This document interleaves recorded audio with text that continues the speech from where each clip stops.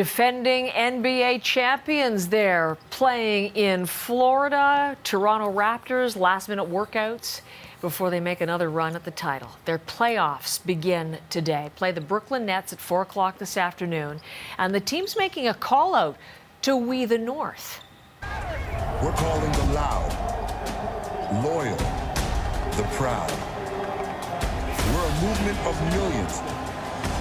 And together, we roll deep.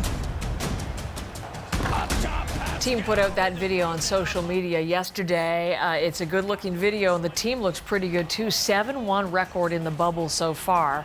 Surprising many, perhaps, despite Kawhi's departure, which seems so long ago. But the team marches on. We the North. And we cannot talk Raptors without talking to Akil Augustine. So look who's with us again, courtside reporter for Raptors 905 and one of our very favorite basketball guests. I'm so glad to see you again. Hi. I'm glad to be back. Well, glad that we have playoff basketball to talk about. How are the Raptors looking to you generally, Akil, as they start pandemic playoff action?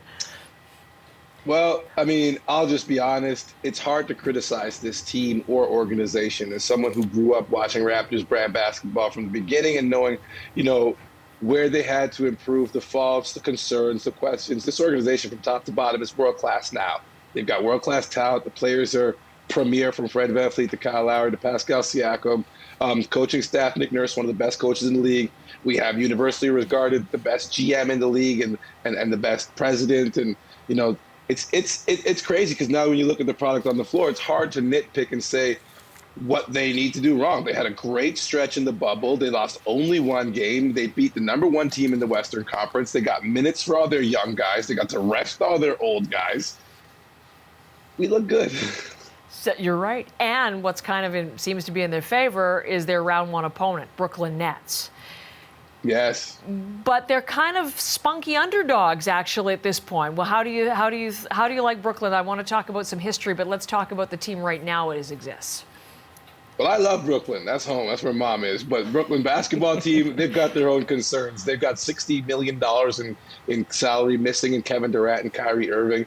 They've got some great young players, but they're also missing like a handful of players who weren't able to make it inside of the bubble because of Corona concerns. So if there's any team that's kind of like the antithesis of what the Raptors are, the opposite, it's the Nets. They've got, I think they have a great GM, but they've got issues with their roster. Is Kyrie going to be healthy? What's KD's status? Where are their guys right now in terms of Corona?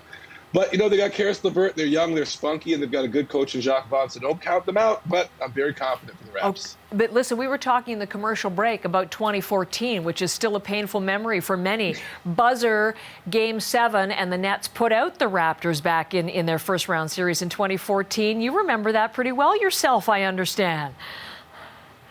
Yeah, well, I remember it specifically, not just for the buzzer beater, but to start the series, I was on stage and I handed the mic to Masai Ujiri, his famous moment where he called out the city of Brooklyn. And my mom was not too happy. For those of you who know me, my mom, dad, my little sister, my uncles, my brothers, they're all from Brooklyn. We live in Brooklyn. So to be like a Torontonian on stage and Masai goes off like that, I was like, wow. Exactly. Not a lot of love in the Augustine household for all of that. Well, we'll see if the outcome is different this time. You mentioned Pascal Spicy P. Some watching, I don't know where you fall on this, but maybe that he wasn't really on his game or at the best of his game in some of these, in the initial games they've played so far. So what are you going to need to be seeing from him in round 1?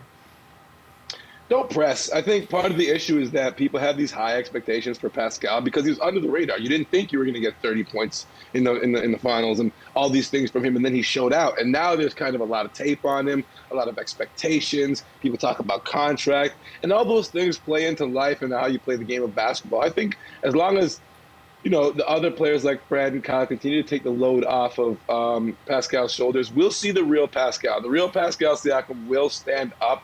And again, it's about, mountains and valleys, peaks and valleys. He's going to have his low days, but I think this Toronto Raptors team, luckily, is a team that's built to get contributions from everywhere. So I don't think we're leaning on just one position like a lot of other franchises in the NBA do.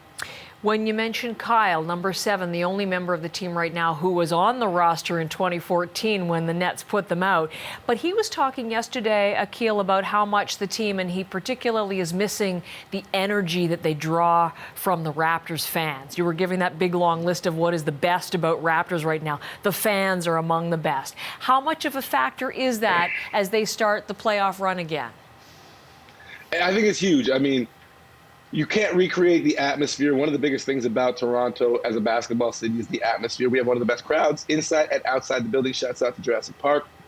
And I think for Kyle, one of my friends has this weird theory that when Kyle has a bad game and he comes back to Toronto, and we've actually looked at the numbers. They speak well. Kyle likes to be in Toronto, especially after a shooting performance that probably doesn't go his way.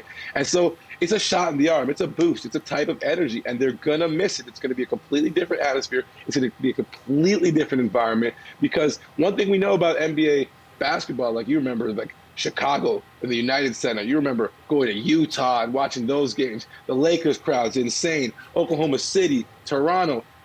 That's like a huge part of what basketball is. And you know what? I'm happy to have basketball, so I'll survive one playoffs without it, but the Toronto Raptors will definitely miss their sixth man, we the North. Okay, so set it up for us. I understand that the Bucks are pretty heavy favorites right now to win, but what do you think overall, and how do you like Toronto's chances of repeating? I have Toronto in the NBA Finals against the Los Angeles Lakers. Oh. I think they are better than the Milwaukee Bucks. I think they've got and better is a weird term, right? I think they did a really good job on Giannis. I think their team defense is strong, and I think they showed Milwaukee something, and they built some confidence off of that series that they had in the final last year. Now the Western Conference is a whole other animal. I think the Clippers and the Lakers are beasts, and everyone knows I'm a little bit of a closet Lakers fan, but I've definitely got the Raptors there versus the Lakers, and then they'll fight it out in 7. Okay. You can't be courtside. You can't be in studio with me this year. COVID has ruined all of those plans, but it's still great to talk to you, and I hope we can have another conversation as this, hopefully the playoff run goes deep again this year, Akil. Anytime you need me, Heather, I will make myself available. We will available. find you. Thank you, Akil Augustine, courtside reporter for Raptors 905.